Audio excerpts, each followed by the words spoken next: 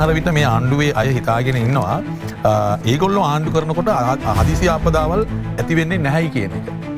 එහෙම තමයි ඒගොල්ලෝ හිතාගෙන කතා කරන්නේ. ඒක තමයි ඒගොල්ලන්ගේ තියෙන උද්දච්චකම. ඒකෙම පේන උද්දච්චකම. මම පැහැදිලිව කියනවා මම එදා ප්‍රවෘත්ති සාකච්ඡාවක් කියලා හෙළිදරව් කරා. විශේෂයෙන්ම කලගුණ දෙපාර්තමේන්තුවේ ඉන්න අධ්‍යක්ෂ ජනරාල්තුමා අතුල කරුණානායක මහත්මයා නොවැම්බර් 11 නොවැම්බර් 14 නොවැම්බර් 17 ඒ දවස් තුනේම ඔහු යම් කිසි ආකාරයේ වර්ෂාපතනයේ වැඩිවීමක් හා සුළං තත්ත්වයේ පිළිබඳව කුණාටු තත්ත්වයේ පිළිබඳව යම් අවධානයක් කරලා තියෙනවා. ඊළඟට නොවැම්බර් මාසයේ 25 වෙනිදා BBC එක කියනවා මේ මීටර් 500 දක්වා ලංකාවට වර්ෂාපතනයක් ලැබෙන්න පුළුවන් කියන දේ ප්‍රකාශයට පත් කරනවා. දැන් එතකොට එවැනි ප්‍රකාශයල් ප්‍රසිද්ධිය සිද්ධ වෙලා තිබෙනකොට මේ පිළිබඳව යම්කිසි ආකාරයේ ආණ්ඩුවට මේ සම්බන්ධව යම්කිසි ආකාරයේ ඒක මොකද ඒකට අපි කියනවා මේ සෙන්ස් වෙන්නේ නැත්තම් ඒක තේරෙන්නේ නැත්තම් ඉතින් ඒක ඇහෙන්නේ නැත්තම් ඉතින් ප්‍රශ්නයක් තියෙනවා මේ වෙනකොට දැන් ඊයේ ඉන්දියන් එක්ස්ප්‍රස් පුවත්පතේ වුන් පළ කරලා තිබෙනවා මේ පිළිබඳව ලංකාවට සැනින් සැනින් වුන් දැනුම් දුන්නා කියලා. ඒ කියන්නේ මේ කලාපයේ මූදු තත්ත්වයන් නිරීක්ෂණය කරන ඉන්දියා කාලගුණ විද්‍යා දෙපාර්තමේන්තුව ඒ කියන්නේ IPD කලාපීය විශේෂිත කාලගුණ විද්‍යා මධ්‍යස්ථානය නොවැම්බර් 13 වෙනිදා මුලින්ම අවපීඩනයක් ඇති විය හැකි බවට පුරෝකථනය කැරිය අතර නොවැම්බර් 20 වෙනිදා සිට සුළි කුණාටුව පිළිබඳව අඛණ්ඩව යාවත්කාලීන කිරීම ශ්‍රී ලංකාව සමග නිබඳා දාගෙන එතකොට එහෙම දැනුවත් වෙලා නැහැයි කියන එක මම හිතන්නේ නෑ එහෙම සාධාරණයි. අර දේශවල ගම් වතුර ගලලා ඉවරයි. නොකොඩවා වර්ෂාපතනය ලැබෙමින් පවතින 27 වෙනිදා කියලා. හරි. එතකොට ගම් වතුර තත්ත්වයක් රටේ පත් වෙලා ඉවරයි. එතකොට තමයි ජනාධිපතිතුමා මේ රැස්වීම කැනවන්නේ.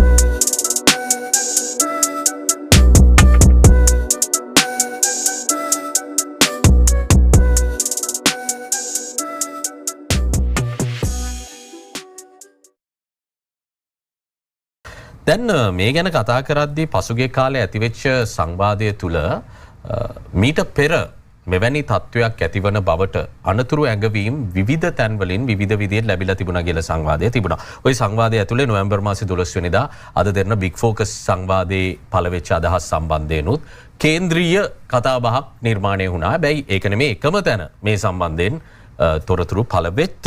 හැබැයි මම ඒක පොඩ්ඩක් මතක් කරනවා නම් මෙහිදී අපි ප්‍රධානියාගෙන් ඉදිරි සති දෙකක කාලගුණ ප්‍රවණතාවය සම්බන්ධයෙන් තමයි නිශ්චිතව ප්‍රශ්නය යොමු කරන්නේ. එතකොට එතුම සඳහන් කරනවා වර්ෂාපතනය ඉහළ යා හැකි බවත් ගංවතුර තත්ත්වයක් පවා ඇතිවෙන්න පුළුවන් බවත් ඇතිවිය හැකි නායාම් අවදානම ගැනත් එසේ වුණොත් උසස් පෙළ විභාගයට බලපෑමක් එල්ල විය හැකි බවත් ඔහු කියනවා. අපි කතා කරන්නේ සැලකිල්ලෙන් සිටිය යුතු වැස්සක් ගැන බව එතුමා කියනවා. සුළි කුණාටුව කියන නම දැන්ම මම කියන්නේ නැහැ කියලා එතුමා එහිදී කියනවා. එහෙම කියද්දී ආපදා කල්පනා කරන මධ්‍යස්ථානයේ ප්‍රධානියාත් යාබද අසුනේ ඔහුට එහා පැත්තේ වාඩි වෙලා ඉන්නවා. ඒත් එක්කම ඔහු කියව එකක් තමයි මන්ත්‍රීතුමා මේ සම්බන්ධයෙන් මේ කාල සීමාව ගත්තාම වායුගෝලයේ කැළබිලි ස්වභාවයන් ගණනාවක් නිර්මාණය වන නිසා වෙනස් වෙන තත්ත්වයන් ඉදිරියට කියන්නම් කියලා. හැබැයි දැන් රජයේ ස්ථාවරය බවට පත් වෙලා තියෙනවා. ඒ 12 වෙනිදා වැඩසටහනේදී සැලකිල්ලට ගත යුතු මට්ටමේ නිල නිවේදනයක් හෝ නිල අනතුරු ඇඟවීමක් සිදු වෙන්නේ නැහැ කියලා. ඊට පස්සේ අපි දැක්ක ඔබතුමාත් මේ සම්බන්ධයෙන් ඊට පෙර 11 වෙනිදා සිට අධ්‍යක්ෂ ජෙනරාල්වරයාගේ අදහස් දැක්වීම මාධ්‍යයට ගෙනල්ලා ප්‍රකාශ කරනවා. හැබැයි තවමත් ආණ්ඩුවේ ස්ථාවරයෙන් කියන්නේ ඒවා ප්‍රමාණවත් ලෙස බාර ගන්නට පුළුවන් නිල නිවේදන විදියට ආණ්ඩුවට ඉදිරිපත් වුණේ නැහැ කියන කාරණාව. ඔබ මොකද්ද දක්වන ස්ථාවරය? ඔව් කලින්දු විශේෂයෙන්ම දැන් මට මතකයි දැන් මේක ඔබතුමාලා මේ ප්‍රවෘත්තිය පළ කරාට පස්සේ විශේෂයෙන්ම බිග් ෆෝකස් වැඩසටහන යටතේ ඊළඟට මම හිතන්නේ ඔබතුමාලත් විශාල දෝෂාරෝපණයට පාර්ලිමේන්තුව ඇතුලේ යම් යම් മന്ത്രിවරුන්ගේ දෝෂාරෝපණයට ලක් වුණා. මම ඇත්තටම කනගාටු වෙනවා විශේෂයෙන්ම මේ වගේ ආණ්ඩුවක්. ඒ කියන්නේ මේ රටේ සමාජ පරිවර්තනයක් හා සිස්ටම් චේන්ජ් එකක් ගැන කතා කරපු ආණ්ඩුවක්. ඒ වගේම විනිවිදභාවය ගැන කතා කරපු ආණ්ඩුවක් එවැනි දෝෂාරෝපණය කිරීම ගැන. මොකද සමහර විට මේ ආණ්ඩුවේ අය හිතාගෙන ඉන්නවා ඒගොල්ලෝ ආණ්ඩු කරනකොට හදිසි ආපදාවල් ඇති වෙන්නේ නැහැයි කියන එක. එහෙම තමයි ඒගොල්ලෝ හිතාගෙන කතා කරන්නේ. ඒක තමයි ඒගොල්ලන්ගේ තියෙන උද්දච්චකම. ඒකෙම පේන උද්දච්චකම. ඒගොල්ලෝ හරිනම් යම් වරදක් වෙලා තියෙනවා නම් ඒක පිළි අරගෙන ඉදිරියට යන්න එපා. ඒක පිළිගන්න ලෑස්ති නැහැනේ. ඒක තමයි මම කියන්නේ දැන් ඒගොල්ලෝ ආණ්ඩු කරනකොට ඒගොල්ලන්ගේ මතය තමයි හදිසි ආපදාවන් එන්නේ නැහැ. ඒ හින්දා කවුරුවත් කියන දේවල් ඒගොල්ලෝ පිළිගන්න ලෑස්තිත් නැහැ. ඉතින් මම පැහැදිලිව කියනවා මම එදා ප්‍රවෘත්ති සාකච්ඡාවක් තියලා හෙළිදරව් කරා විශේෂයෙන්ම කලගුණ දෙපාර්තමේන්තුවේ ඉන්න අධ්‍යක්ෂක ජනරාල්තුමා අතුල කරුණානායක මැතිතුමා නොවැම්බර් 11 නොවැම්බර් 14 නොවැම්බර් 17 ඒ දවස් 3ේම ඔහු යම්කිසි ආකාරයේ වර්ෂාපතනයේ වැඩිවීමක් හා සුළං තත්ත්වය පිළිබඳව කුණාටු තත්ත්වය පිළිබඳව යම් අවධාරණයක් කරලා තියෙනවා. ඊළඟට මලිත් ෆර්නෑන්ඩෝ මම හිතන්නේ ඔහුගේ නියෝජ්‍ය ඉන්න කෙනත් 22 වෙනිදාත් 23 වෙනිදාත් යම්කිසි ආකාරයේ අනතුරු ඇඟවීමක් වර්ෂාපතනයේ වැඩිවීමක් ගැන අනතුරු හංගවලා තිබෙනවා. ඒ කියන්නේ වර්ෂාපතනයේ මිලිමීටර්ස් 150ක් කියලා කියන්නේ අසාමාන්‍ය දෙයක් තමයි. හරි ඔවුන් ඉස්සෙල්ලම ප්‍රකාශයට පත් කරන්නේ 150 දක්වා යන්න පුළුවන් කියන එක. ඊළඟට නොවැම්බර් මාසයේ 25 වෙනිදා BBC එක කියනවා මිලිමීටර් 500 දක්වා ලංකාවට වර්ෂාපතනයක් ලැබෙන්න පුළුවන් කියන දේ ප්‍රකාශයට පත් කරනවා. දැන් එතකොට එවැනි ප්‍රකාශයල් ප්‍රසිද්ධිය සිද්ධ වෙලා තිබෙනකොට මේ පිළිබඳව යම්කිසි ආකාරයේ ආණ්ඩුවට මේ සම්බන්ධව යම්කිසි ආකාරයේ ඒක මොකක්ද ඒකට අපි කියනවා මේ සෙන්ස් වෙන්නේ නැත්තම් ඒක තේරෙන්නේ නැත්තම් ඉතින් ඒක ඇහෙන්නේ නැත්තම් ඉතින් ප්‍රශ්නයක් තියෙනවා. අපි මේක තවදුරටත් පැහැදිලි කරගන්න ඕනේ නිසා සහ මේක සමබරව මේක සංවාදයට ලක් කරන්න ඕන නිසා මම කැමති අමාත්‍ය නලින්ද ජයතිස්ස මහත්මයා පාර්ලිමේන්තුවේදී විශේෂයෙන්ම මේ 12 වෙනිදා සම්බන්ධ කාරණාවත් අදාළ කරගෙන කරපු ප්‍රකාශයේ කොටසකට යන්න. මොකද එතුමා කරුණු සහිතව පදනම් වෙලා කරුණු මත පදනම් වෙලා ඒ ප්‍රකාශය කරන්නේ. අපි යමු මේ ප්‍රකාශයට. 12 වෙනිදා උදෑසන කිව්වාය කියන වාර්තාවක් කොහෙවත් කාලගුණ විද්‍යා දෙපාර්තමේන්තුව ඉක්ුත් කළා නැහැ. එතනින් පස්සේ නොවැම්බර් 13 හවස 2ට කාලගුණ විද්‍යා දෙපාර්තමේන්තුව වාර්තා කරනවා දිවයිනට නැගෙනහිර දෙසින් 15 වායුගෝලයේ කැළඹිලි ස්වභාවයක් වර්ධනය වෙමින් පවතිනවායි කියලා. 15 හවස කියනවා 15 හවස 4 වාර්තාවට කැළඹිලි තත්වය අඩු පීඩන කලාපයක් දක්වා වර්ධනය වී ඇත. හැබැයි මේ අඩු පීඩන කලාපය 18 වෙනිදා මේ තිබෙන්නේ නොවැම්බර් 18 හවස 2ට නිකුත් කරපු වාර්තාව. ඒක කියවෙන්නේ දිවයින ආශ්‍රිතව පැවති අඩු පීඩන කලාපය ක්‍රමයෙන් දිවයිනෙන් ඉවතට ගමන් කරමින් පවතී. 12 ඉඳන් 18 අතර ගත්තට පස්සේ මේ 13 වෙනිදා ඇතිවන අඩු පීඩන කැළමිලි ස්වභාවය අඩු පීඩන කලාපයක් ලෙස වර්ධනය වෙලා 18 දිවයිනෙන් ඉවත් වෙලා යනවා.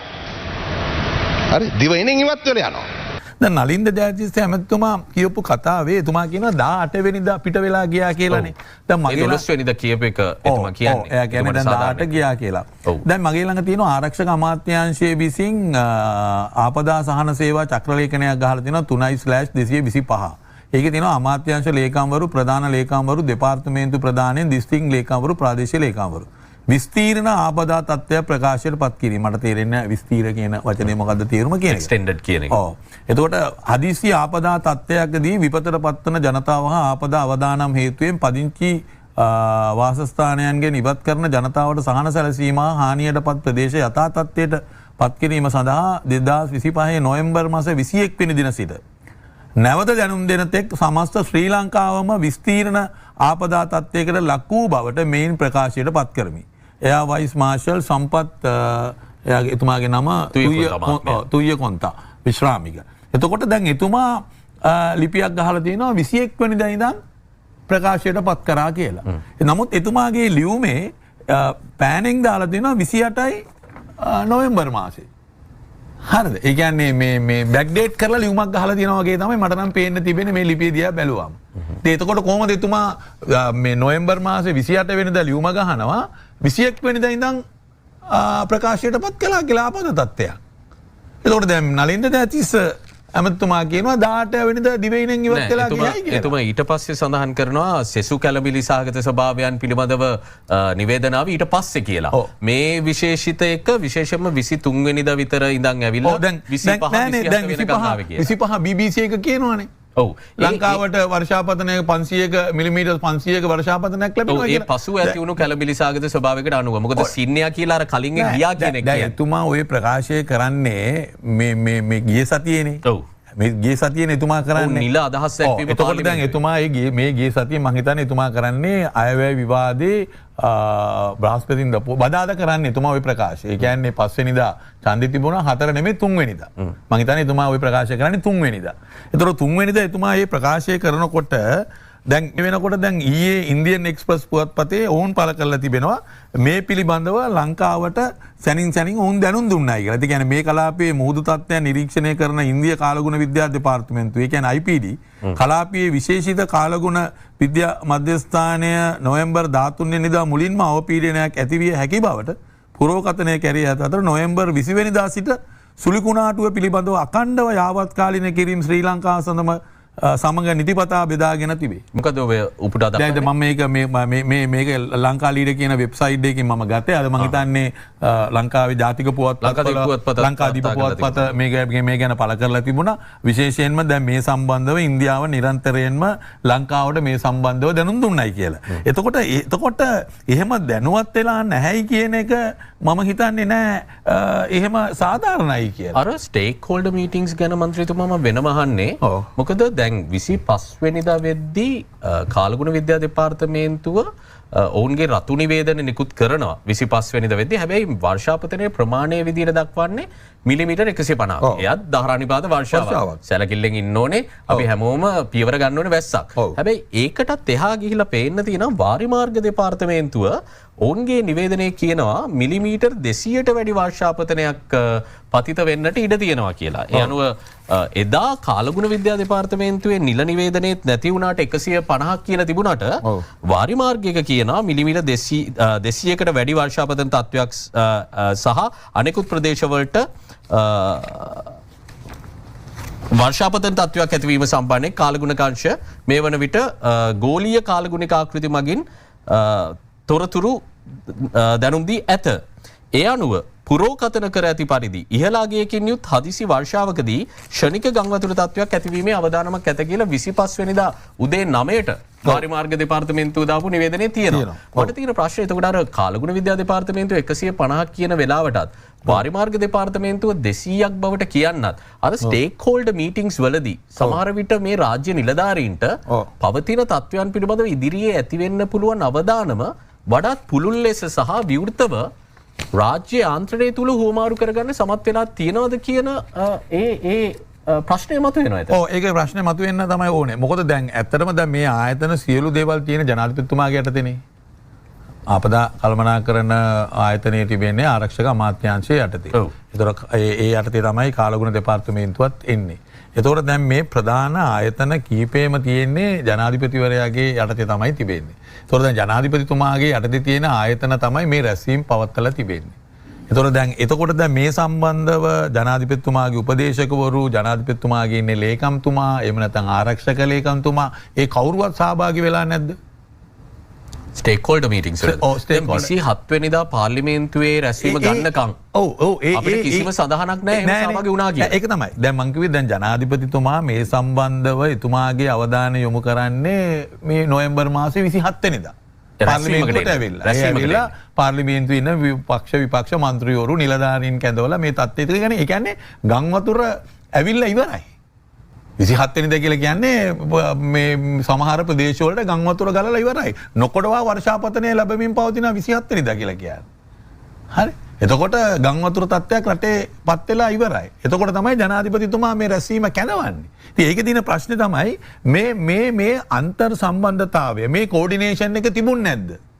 එතකොට ජනාධිපතිතුමාගේ ඉන්න ඔය ලේකම්වරු එතුමාගේ ඉන්න ඔය උපදේශකවරු එතුමාගේ යටතේ තියෙන අමාත්‍යාංශවල ඉන්න අය ඒගොල්ලෝ මේ රැස්වීම වලට සම්බන්ධ වෙලා හිටියද නැද්ද? එතකොට ඒ කොහොමද ජනාධිපතිතුමා මේක නොදැන හිටියේ? දැන් නිලධාරි මට්ටමින් Zoom හරහා මේ ස්ටේක් හෝල්ඩර් මීටින්ග්ස් තිබ්බා කියලා තමයි මේ වෙද්දි තියෙන තොරතුර. හැබැයි දැන් ප්‍රශ්නය ආනන්ද විජේපාල අමාත්‍යවරයා පාර්ලිමේන්තුවේ කියන 25 වෙනිදා උදේ 10 වෙද්දී මේ සම්බන්ධයෙන් නිල දැනුම් දීමක් ලැබුණා. එතන ඉඳන් පොලිසිය හරහා ලවුඩ් ස්පීකර් කරලා මේක ඉවත් කරන්න බැහැ. ඒක තමයි මම කිව්වේ. 25. ඒ කියන්නේ 25 වෙනකොට වර්ෂාපතනය දිගින් දිගටම ලැබිලා ගංවතුර තත්ත්වයකට රටපත් වෙලා තිබුණේ රට පුරාම. ඒ කියන්නේ 25 වෙනකොට.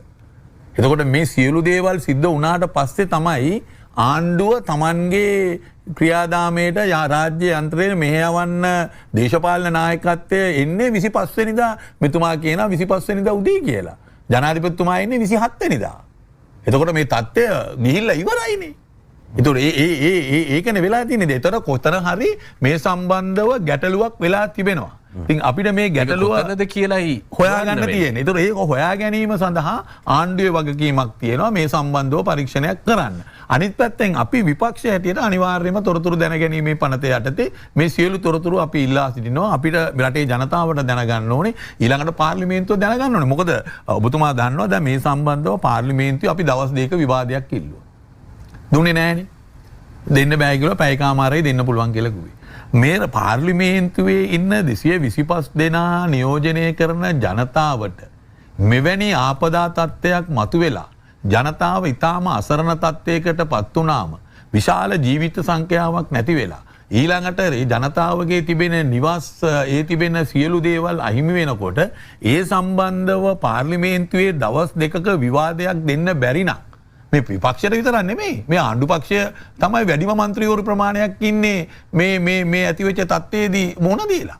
එතකොට මේ තිබෙන කරුණු කාරණා පාර්ලිමේන්තුවට කියන්න ආණ්ඩුවට කියන්නවත් අවස්ථාවක් ලබා දුන්නේ නැහනේ. ඒක ආණ්ඩුව ඇයි බය වුණේ විවාදයල්ල අදහස් කියන්නේ සාකච්ඡාවක් ඉල්ලුවේ. ආණ්ඩුවට ඕන වෙලා තිබුණා මේ තත්ත්වය යට ගහගන්න. මේ තිබෙන ඇත්ත කරුණු එළියට එන එක වළක්වන්න. ඒකින්ද දැන් ආණ්ඩුව දැම්මා මේ අයවැය හරියට සම්මත කර අයවැය සම්මත කරගන්න තිබුණා 20 වෙනිදා වෙනකන් කල් තිබුණා අයවැය සම්මත කරන්න. දැන් ඉතින් ඒක ගැටලුවක් තිබුණේ නැහැ. නමුත් ආණ්ඩුව අයවැය කල් දාන්න බෑයි කියලා ඒක ඉස්සරහට දාලා සම්පූර්ණයෙන්ම මේ රටේ ජනතාවට වෙච්ච මේ ආපදා තත්ත්වය පාර්ලිමේන්තුවේ ඇතුලේ ජනතා නියෝජිතයන්ට මේක මොකද මේ ආපදා තත්ත්වයන්ට පත් වෙලා ඉන්න පාර්ලිමේන්තුවට යවපු ජනතාව. තොට ඒ ජනතාව වෙනුවෙන් පාර්ලිමේන්තුවේ දවස් දෙකක් මේ ආණ්ඩුවට දෙන්න බැරි වුණා කතා කරන්න. එතකොට මේ සියලු දේවල් සිද්ධ වුණාට පස්සේ තමයි ආණ්ඩුව තමන්ගේ ක්‍රියාදාමයට රාජ්‍ය යන්ත්‍රයේ මෙහෙයවන්න දේශපාලන නායකත්වය එන්නේ 25 වෙනිදා මෙතුමා කියනවා 25 වෙනිදා උදේ කියලා. ජනාධිපතිතුමා එන්නේ 27 වෙනිදා. එතකොට මේ තත්ත්වය ගිහිල්ලා ඉවරයිනේ.